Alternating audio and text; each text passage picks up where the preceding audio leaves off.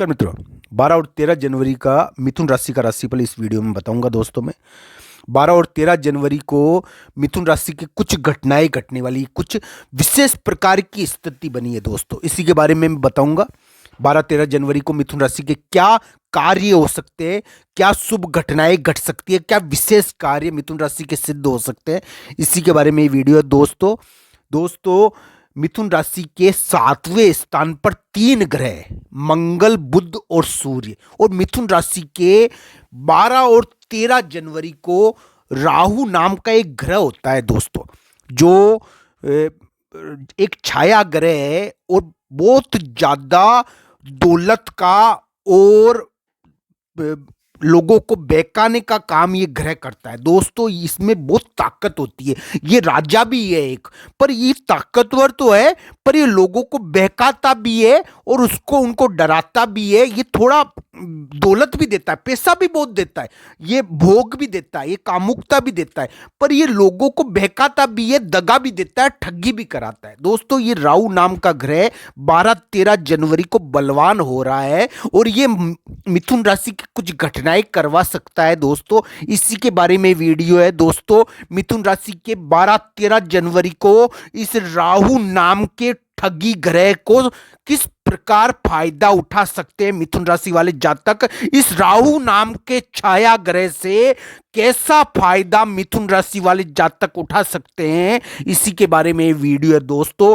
ये पूर्ण रूप से ज्योतिष नियम पर आधारित वीडियो है दोस्तों, क्योंकि 12-13 जनवरी को मिथुन राशि के एक स्थान होता है, आकाश में तारे चलते रहते हैं, उसके बीच में एक स्थान होता है जिसको हम कहते हैं 8वां स्थान, 8वां भाव, 8वां घर।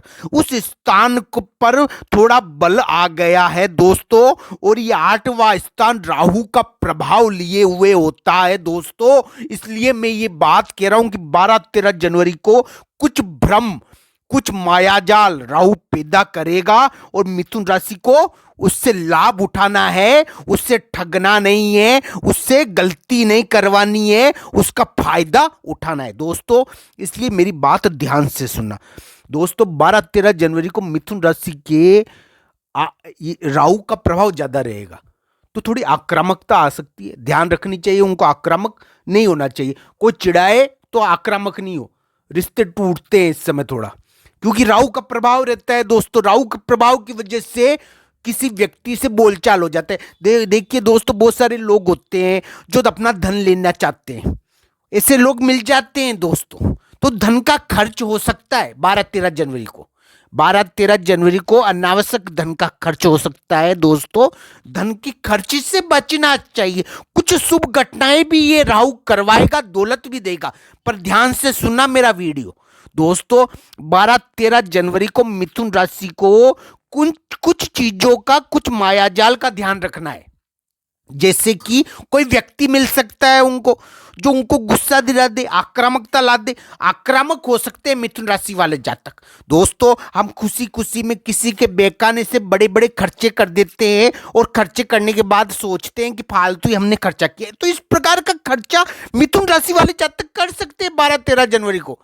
क्यों कर सकते? क्योंकि राहु करवाएगा दोस्तों। राहु का प्रभाव इतना ज्यादा होता है कि वो तो खुद भी लोगों को भ्रम फैलाता रहता है, ठगी करवाता रहता है। तो इस प्रकार वो लोग आपको बहका कर 2 दिन 12-13 जनवरी को खर्चा करवा सकता है, अनसंट खर्च करवा दे, आपसे पैसा खर्च करवा दे दोस्तों। ये खर्च करवा सकता है राहु, क्योंकि राहु का प्रभाव है 12-13 जनवरी। कुछ और घटनाएं भी करेगा, कुछ शुभ घटनाएं भी करेगा, पर ध्यान से सुनना मेरी बात।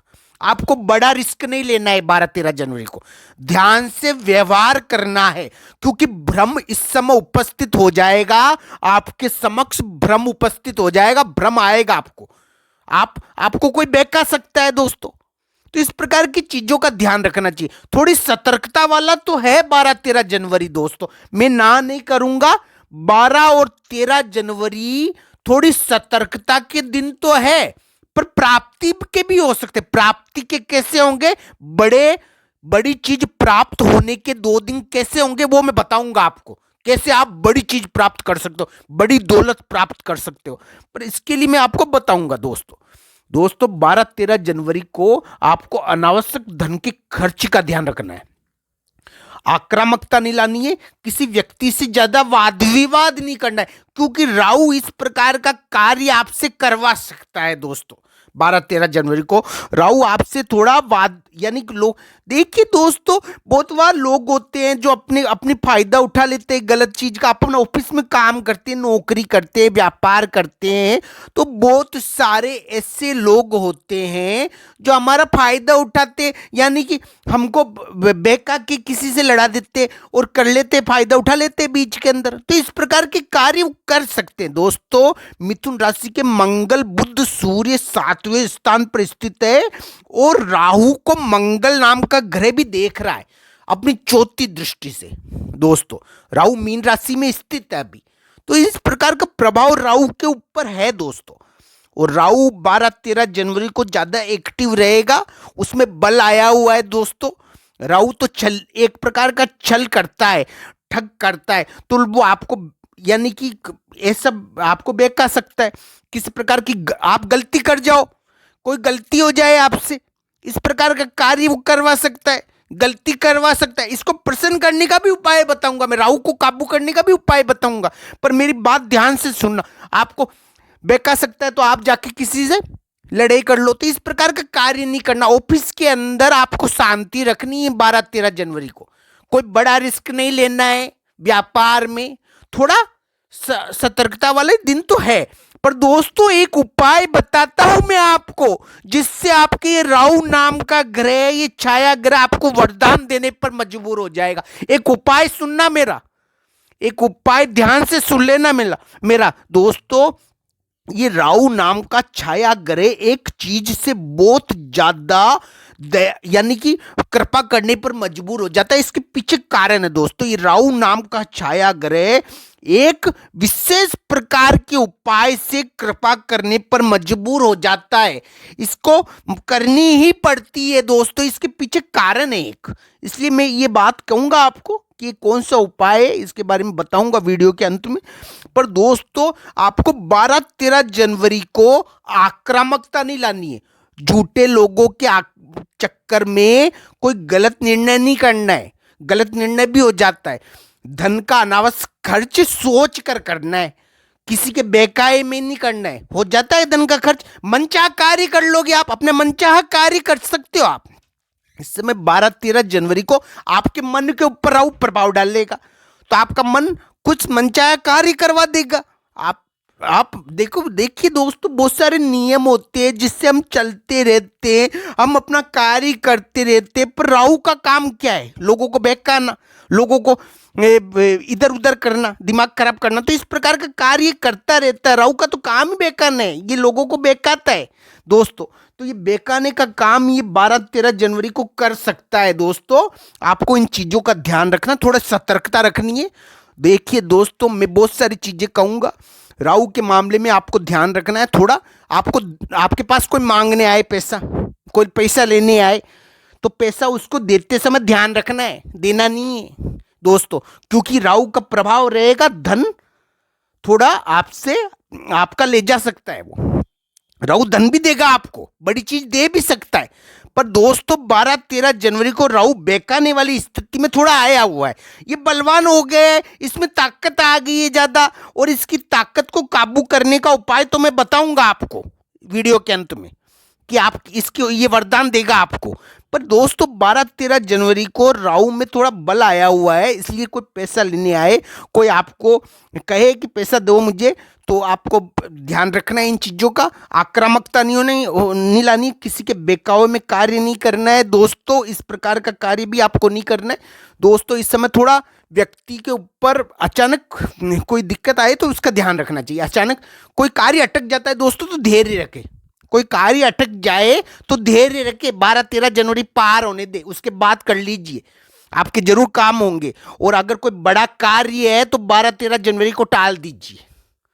बाद में कर लेना। देखिए दोस्तों, मैं तो ज्योतिष की भाषा बोलता हूं। मैं एक उपाय बताऊंगा आपको जिससे आपके सारे कार्य सिद्ध हो जाएंगे और कृपा होगी भगवान की। राहु भी आपको ऊपर वरदान देने पर मजबूर हो जाएगा। एक उपाय है आपका, मेरे ध्यान से सुन लेना ये उपाय दोस्तों। राहु की कृपा प्राप्त करने के लिए एक उपाय आपको बताने वाला हूं दोस्तों। आपको सुबह सुबह 12 तारीख को आपको भगवान शिव के मंदिर में जाना है और उनको जलाभिषेक करना, जल चढ़ाना है।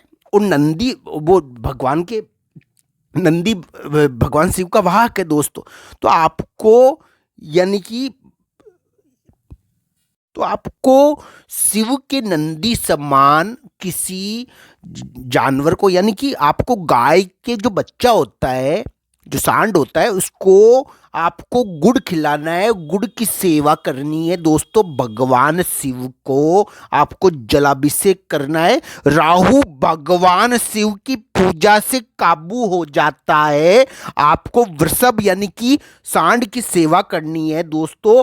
उनको गुड़ खिलाना है दोस्तों। आपको गुड़ खिलाने से फायदा होगा, निश्चित तौर पर बड़ा फायदा हो सकता है आपको वो खिलाने से।